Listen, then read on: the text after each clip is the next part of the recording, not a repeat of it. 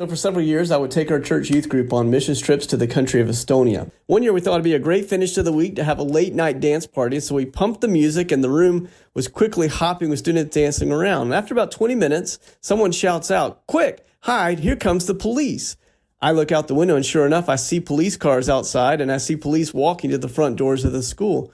I look over at my Estonian camp director counterpart only to see his face turning as white as a sheet. He looks at me and simply said, "This could be very bad." So now I, the American leader, overseas with other people's children, begins to get incredibly nervous. I was asked to hand over my passport while an officer went back to his car to quote unquote check it out. After making me sweat for a solid 20 to 30 minutes, that officer returns with my passport, tells us to please keep the music down, and then pulls me aside with a stern look in his eye to tell me privately to please be more careful because there are many people who do not like what you're doing here. Then he gives me a pat on the shoulder, a rare Estonian smile, and a cheery good night, and he takes off.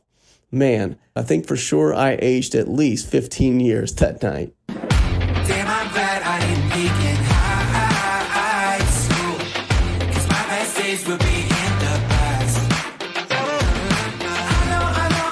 I know, looking back, it ain't all bad, but damn, I'm glad I didn't peak in high school. Hey everyone, welcome to Unlearning Youth Group. We're the podcast where we take a look at all the things we learned back in youth group, find the good, unlearn the bad, and figure out where the heck we go from here. We haven't met. My name is Jonathan Carone, and we're joined as always by our co-host, Mr. Eric Williams. Eric, go ahead and say hey to the people. Hi, people. So this week, the topic is all about how we elevated going into full-time ministry or becoming missionaries into the peak level of holiness. If you grew up in certain circles, if you grew up in the 90s and 2000s, and I hope to God people don't do this today, but I'm pretty sure it still happens. This phrase might give you a little PTSD, and I'm going to blame TikTok user Jan C. Webb for this one because she unlocked this phrase after it had been repressed deep down in my soul when I asked this on a video. But if you've ever heard the phrase, "Come forward if you'd like to give your life to Jesus, rededicate your life to him, or commit your life to full-time Christian service," at a camp or a youth service, then this episode will be right up your alley and you'll know exactly what we're talking about today. Yeah, it's very interesting. You and I were talking about this. I don't have all of the same experiences on that side because, I was a part of smaller like community churches where we would have traveling, you'd have like the full-time overseas missionaries that would then like take their week or their 2 weeks in the States and travel to a couple of different churches. And it would just be like, hey, here's what we did. And here's a recruiting pitch. And it was always such a hard sell. And early on, especially, I started to feel like, now you kind of connect it to almost like a pyramid scheme or an MLM where it was like they had to recruit you like Amway to get into full-time.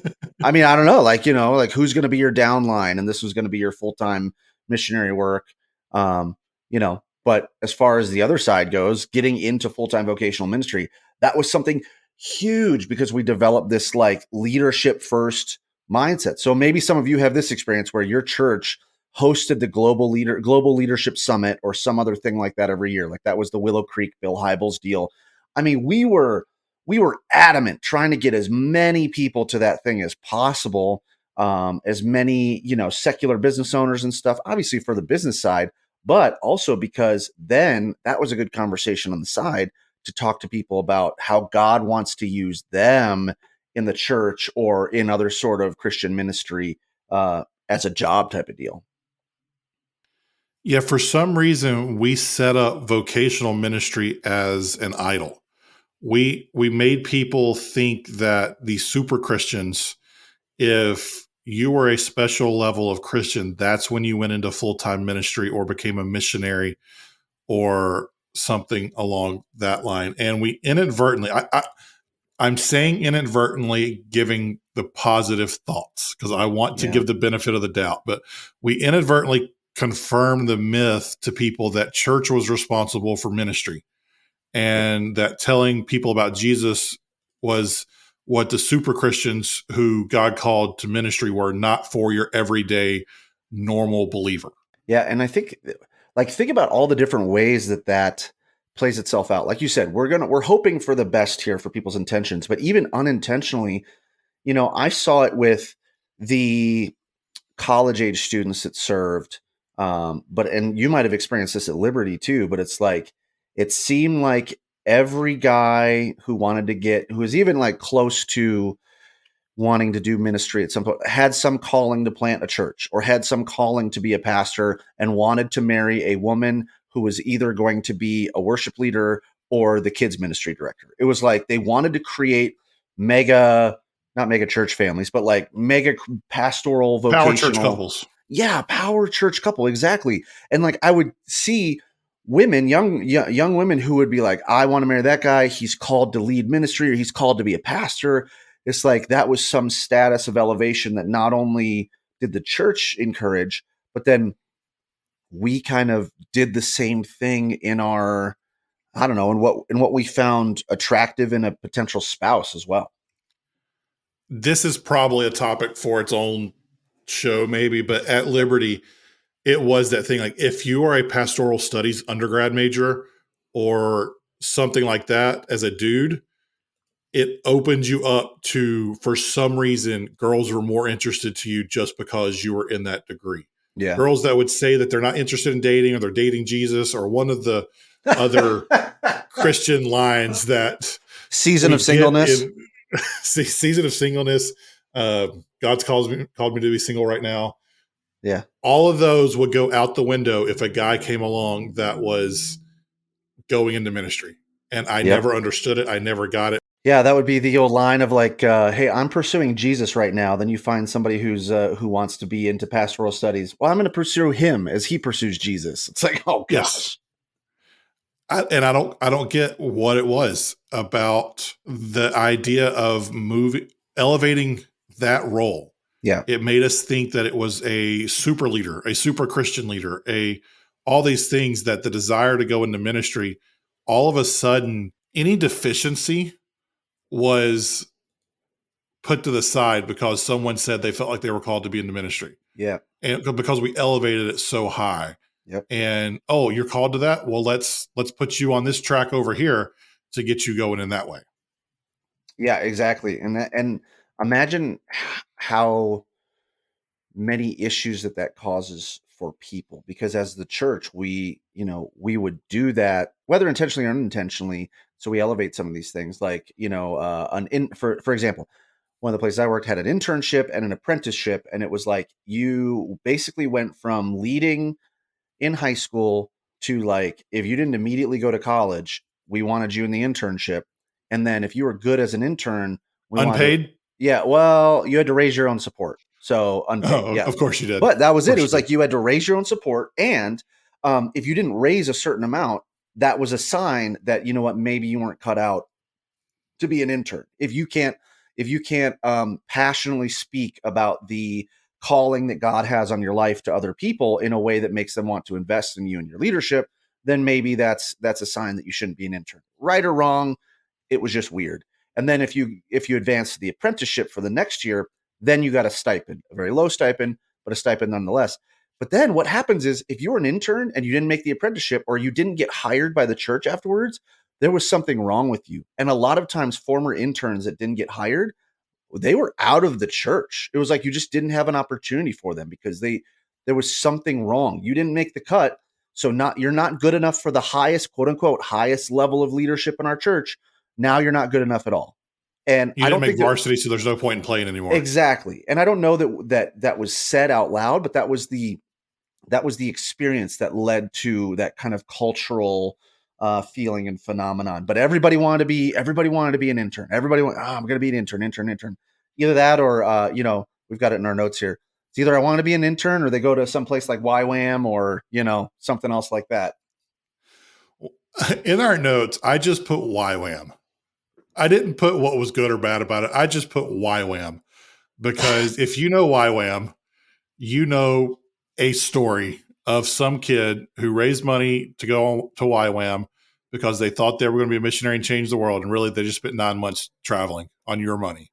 Yeah. And in likely Hawaii. Left the church. In Hawaii, I've had multiple people, like there were people that I led, and one of them probably be listening. I'm sorry, this isn't about you. This is about the other guy who like contacted me.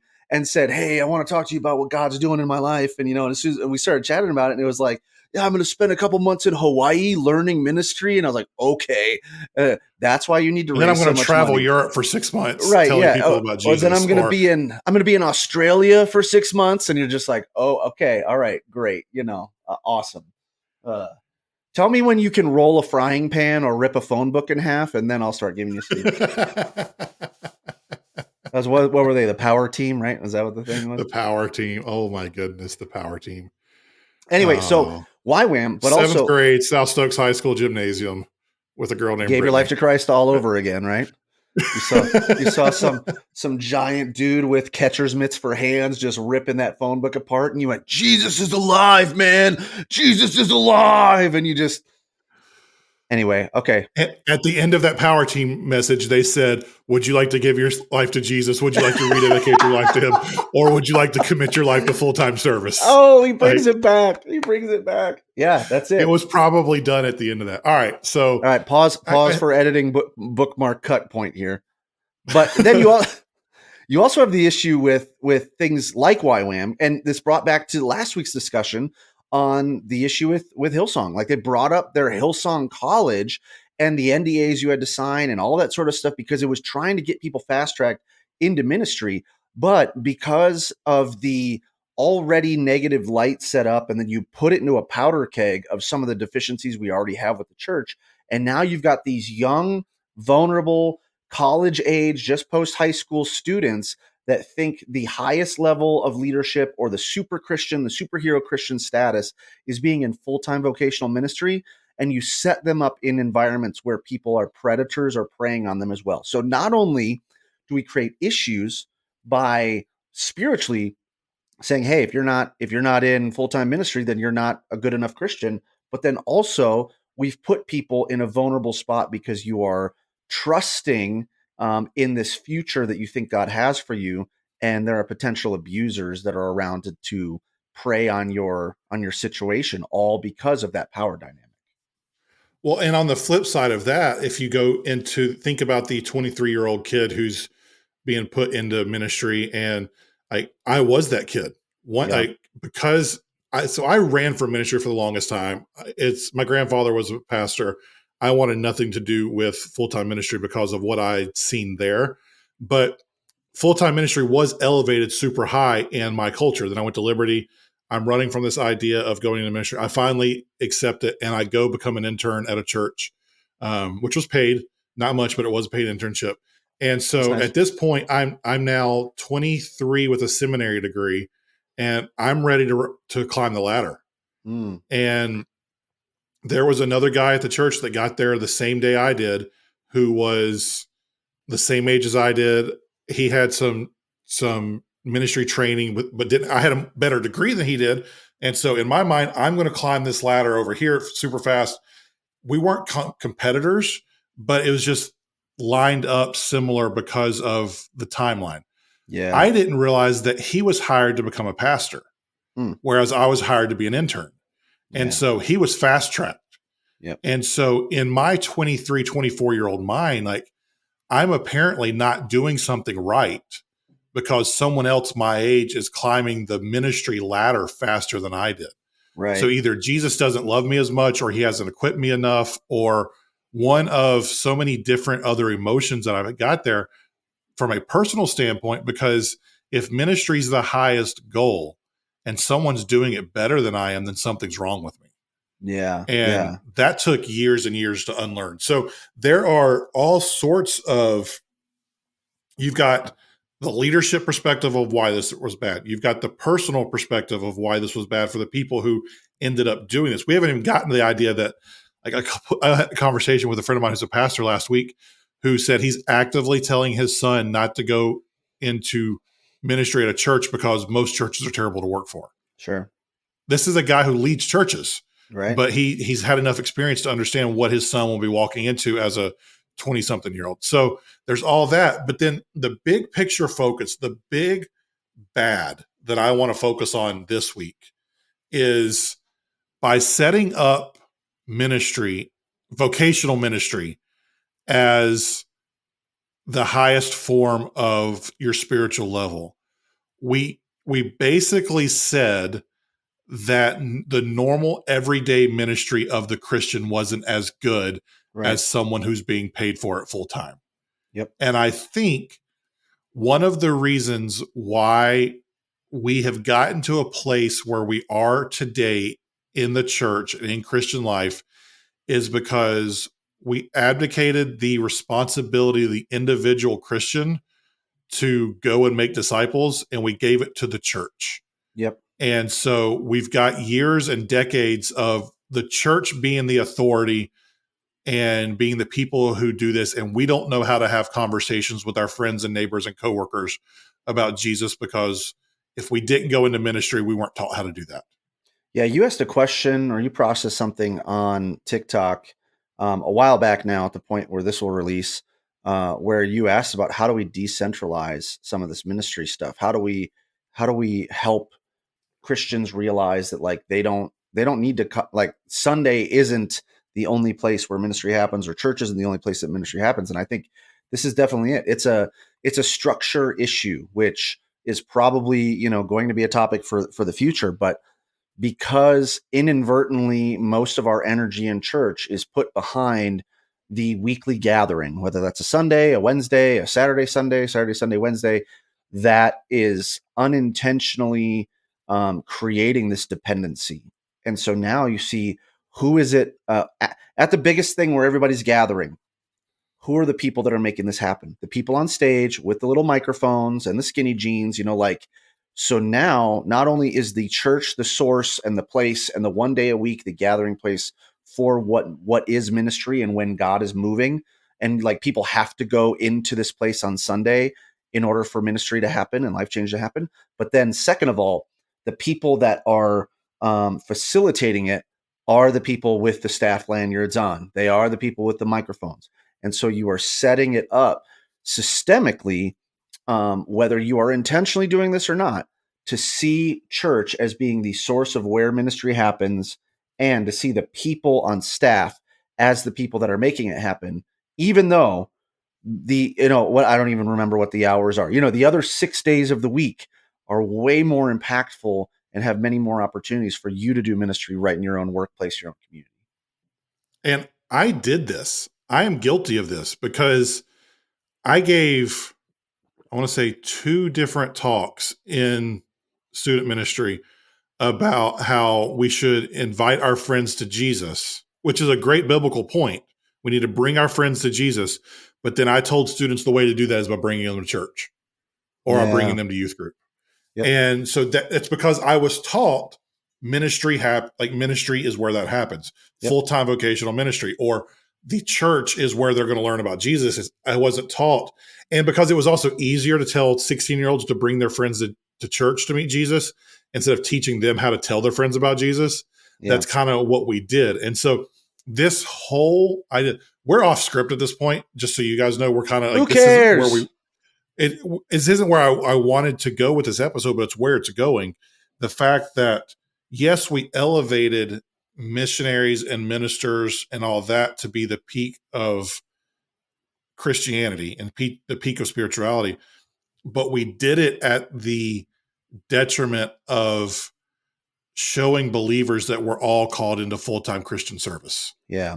And it's not necessarily a job. Right. And I think there are probably listeners right now and that have listened to other episodes, and we don't do this disclaimer enough, but you might be thinking, well, that's not what my church did. And good for you, because your church. Absolutely. Yeah.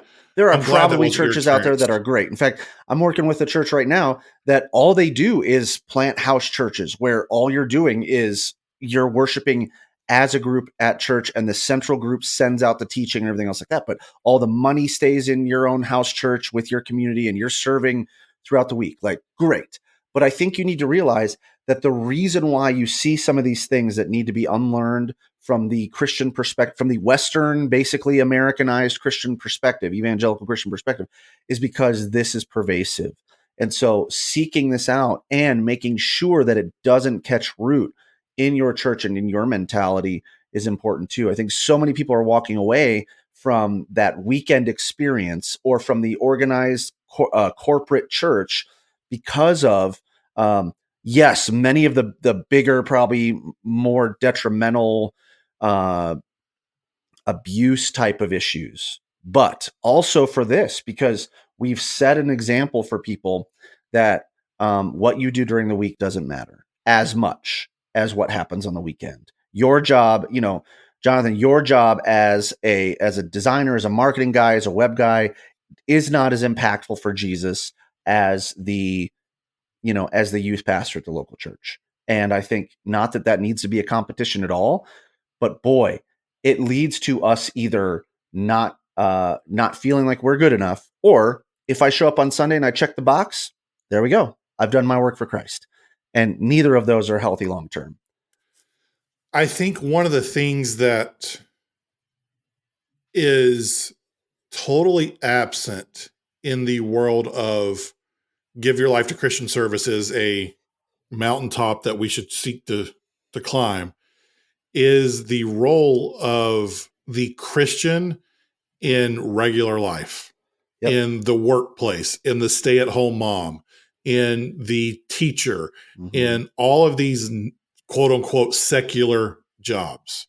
Yep. Like last year, I'm just going to give myself as an example. Me and my wife were able to give away more money than I made in my 2 years as an intern. In 1 year, we gave that much money away because of business than I made in those 2 years as an intern. Yep. I couldn't have done that working full time in a church. Mm-hmm. And so I was able to support other things financially. I now have the time. I have built a business to where I have regular time in my schedule to do stuff like this, to Yep. where we're reaching people that if you put all the people who listen to this podcast into a church, that'd be a good sized church. Mhm. And we get to speak to those people about this type of stuff on a regular basis. I was able to give services away to churches Yep. because of the business. I was able to help churches and ministries because that's what I do in my business. And so, yes, I am not in full-time vocational ministry now at 35, but I feel like I'm having an even bigger impact for Jesus given what I'm able to do through the workplace than I would have had I stayed full-time on staff at a church. Yeah, and I think there are plenty of churches, maybe I shouldn't say plenty, but I have seen places where this is done right and acknowledged. And like I said, that global leadership summit type of mentality, yes, there were plenty of times where like the intent behind that, I know there's a lot of my friends and former colleagues who are probably up in arms that I even mentioned it. Like the intent behind that is to help people lead better in their secular day-to-day jobs and lead better for Jesus in that way. Because if you become a better manager and a servant leader, if you are treating your employees the way Jesus treated people, yes, your job is going to get better and their lives are going to get better. 100%. The other model that I've seen from Church of the Highlands is they have these different groups, but one of the groups is and I forget what the group is called, but it's basically a group of people that all have generosity as a high level on their spiritual gifts, and they either make a lot of money or are able to give a lot of money away, and they gather together and they go, hey, what is God leading us to fund in our church and in our community? And it's a way to go like, no, please, keep your 6-7 figure income job. We don't want you to come work for the church. We want you to be the best corporate executive you can be. And then guess what? We're going to use your talents. We're going to use your insight. We're going to use your perspective, and we're going to gather together with others that have your same mindset. And we're going to leverage that for the gospel and say, okay, what is it? What's the big thing in our neighborhood that we want to fund? What's the big thing that we want to try and push forward? And it's like, yes, gather together people who are working in secular jobs and leverage them for the gospel in that way. The other thing is, I don't know if you've ever done this, but like my wife went on a mission trip where imagine this, it wasn't just a mission trip where you go down and you dig a well or you build a house that you're not qualified to do, right? She's an educator, and they had an educator's mission trip where they took 4 or 5 different educators, flew them down to Honduras, and they checked out the local school systems and tried to figure out how can we leverage some of the expertise that we have in our community and help figure out how they can solve some of their problems with education. The same thing is true with medical missions. You don't want to pull away that doctor, that surgeon, that nurse from doing their job in the hospital to go, you know what, you should be a full-time pastor. No, keep doing your job at the hospital, and then we're going to put you on a mission team once, twice, 3, 4 times a year to leverage your skills, talents, and abilities, internationally for the gospel as well. And then let's take it out of the workplace. Stay-at-home moms. There are so many things that moms or stay-at-home parents, if dad's doing it, you take the kids to the park. You get to know the people who are there at the same time as you are. You do play dates with other people, and you're stuck talking to parents that you may not know. And so you can be intentional about developing those relationships and looking for the moments of quote unquote ministry that are there so that you can point people to Jesus in those normal conversations. Yep. Ministry is not something you get paid for. Right. And I think that's where we went wrong, in that we set this up as the only people who do ministry are the ones who get paid for it. Right. But our culture, the church, is going to get more and more decentralized.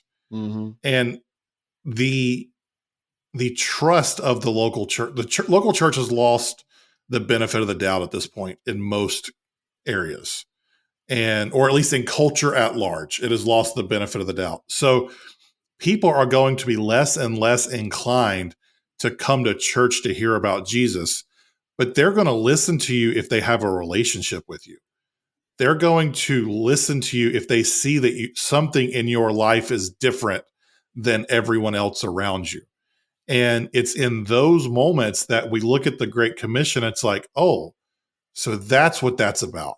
It's the everyday normal interactions with people to where you can point them to Jesus in ways that are just not spooky, not weird, not anything. It's just a conversation of like, well, why do you think that? Like, what's your perspective on that? Or here's why I believe this. Oh, well, can you tell me more about that? Yeah, sure. And so it's built on that, as opposed to you have to have this cry night at church camp moment to where we give our life to Jesus and accept a call to vocational ministry. That happens. Don't get me wrong. Like, I know that happens. I know there are people listening to this that happened to them, but it's not just that. Every day as a believer should be a life of ministry, looking for the opportunities you have to point people to Jesus.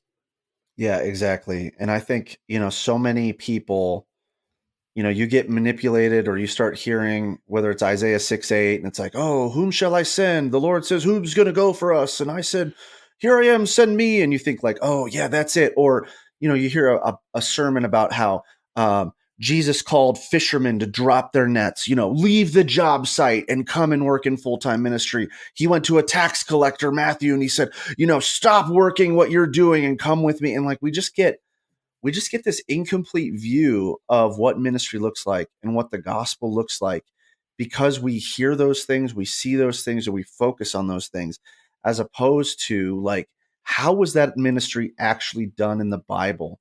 It was done when people were doing everyday life. It was done over a meal. It was done while trying to get water. It was done as they were walking from one place to another. It wasn't done primarily. Jesus did preach and teach in the temple, but a lot of his ministry was done outside of the temple. And I think that's at dinner. Yeah, exactly. It was at dinner. It was at dinner with people that didn't want to go to the temple. Think about that. Or who weren't accepted at the temple. Yeah, weren't even allowed in, which is a whole different conversation. Exactly. So I think we have to change the way we view ministry, because we need Christian CPAs, we need Christian financial planners, we need Christian teachers and janitors and marketers and moms and dads and soccer coaches and fill in the blank, whatever. Mm-hmm. We need the fact that our identity has to come first in Christ, not in our job title. Yes. And if our identity is rooted in Jesus. In both ways, not your job title as a vocational minister, but also not your job title in your job either. You are a Christian first. And as a Christian, you are called to love God, love others, and make disciples of all nations. Mm-hmm. So the role first and foremost is to do that. You use whatever job you have to make that happen. Yes. And whatever role you've been put in this season of life. And it's not a, oh, well, I'm this, so I can't do that. It's, you have to use what you have. I totally agree. And I love that you said that, because it brings something up to me. And I think about those stories, like when Jesus heals a blind man or the lame man, those sorts of things. It's like Jesus has the power to just think it, and this guy can see, or this guy can walk. But in a lot of times, why do you think he gets some mud and mixes it around and puts it on the, why does he do that? Why does he say, hey, get up, I'm going to stir the pool, go into the pool again, that sort of thing? Why does he use those things? I don't know. But what I like is that there's an example of, like, even Jesus, who is God walking among us, is using what he has. And, he uses the 2 fish and the loaves. He could have just snapped and, like, there's a full course, whatever meal. But he uses what he has that's right in front of us. And whether you want to read into that text or not, I like to look at that and say, okay, that tells me as well that I can use what's in front of me that I've been given to make exponentially more out of it. Because when you partner with what you have with what God can provide for you, that's what's going to make the difference. So that opportunity that you have, that lunch break, that commute, that, like you said, that play date, that whatever it happens to be, what are you using what God has given to you in order to make make disciples for him? And it doesn't have to be something you're paid for. It doesn't have to be with the pastor or minister or missionary title. And so that's the hope that we hope you walk with as you leave today. As you go into this week, when you're listening to this, just look for opportunities to where you can be in full-time ministry in whatever you're doing. And so if you go about your week with those eyes, I'd be really interested to see what opportunities you see that you didn't see before because you just weren't looking for it. Well, that's it for this week. Eric, do you know what we're talking about next week? Do you remember? I have no idea. Next week, the working title is Stop Talking About Your Smoking Hot Wife. Oh, thank you. And thankful. Oh my gosh. I can't wait for that one. Smoking hot with 2 T's. Stop it. Just stop it. Thankfully, I don't think that's a huge part of our culture anymore, but we are going to look into how, like, some of the good, bad, and ugly with that, how that projected some things onto guys and girls growing up, and how we should actually communicate some of those things moving forward. If you haven't already, go ahead and subscribe to the show, rate us, review us, share it with a friend if it's helped you out. If you want to continue the conversation, you can do that on social media. I am at Jonathan_Carone on TikTok, Instagram, and Twitter. Eric is at EricW712 on those platforms as well. If you want to get in touch with us or send a story for the front of the show, you can do that at hello@unlearningyouthgroup.com. That's it for this week. We hope you have a great week. Damn, I'm glad